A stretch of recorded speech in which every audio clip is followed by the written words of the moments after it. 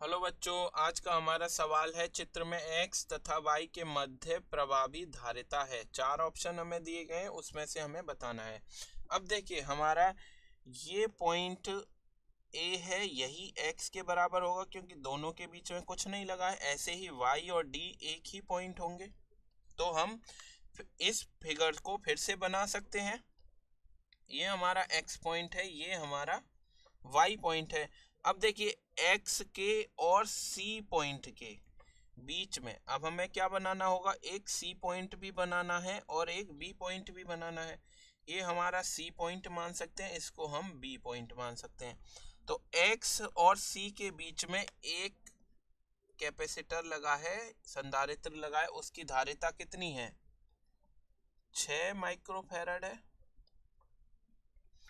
और देखिए, C के और Y के बीच में एक और लगा है जिसकी धारिता भी कितनी है? 6 माइक्रोफैरड है। ठीक है। अब देखिए, X के और B के बीच में ये लगा हुआ है, इसकी धारिता भी कितनी है? 6 माइक्रोफैरड ही है। इसके बाद देखा जाए, हमारा B और Y के बीच में भी एक और लगा हुआ है जिसकी धारिता भी हमारी 6 माइक्रोफैरड ही है। ठीक है।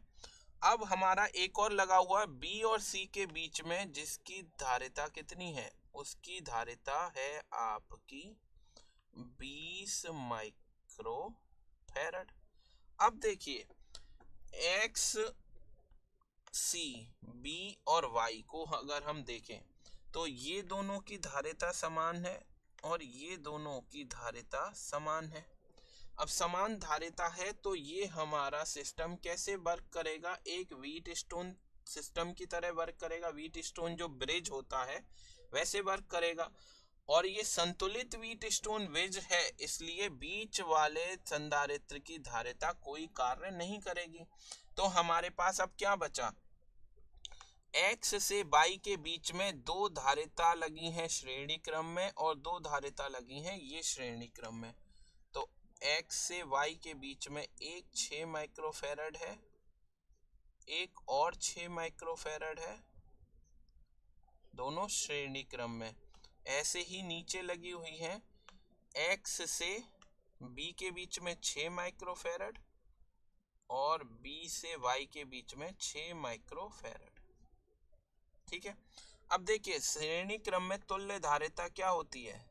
इन दोनों की तुल्य धारिता हो जाएगी 6 गुणा 6 बटा 6 प्लस 6। कितने के बराबर होगी ये? 3 माइक्रोफैरड। और ऐसे ही ये वाली भी कितनी होगी? 6 गुणा 6, C2 बराबर कितनी हो जाएगी? 6 गुणा 6 बटा 6 प्लस 6। ये भी हो गई 3 माइक्रोफैरड।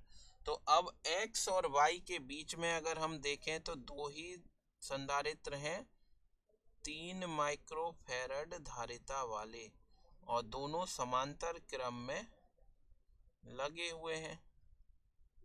तो समांतर क्रम में दोनों की धारिता क्या होगी? जुड़ जाएगी। तो हमारी कुल धारिता X Y के बीच में कितनी आ जाएगी? 3 प्लस 3 बराबर 6 माइक्रोफैरड। ये हो गई हमारी X और Y के बीच में प्रभावी या कुल धारिता। इसका मान कौन सा होगा? ए ऑप्शन हमारा सही होगा। आशा है आपको सॉल्यूशन पसंद आया होगा। धन्यवाद।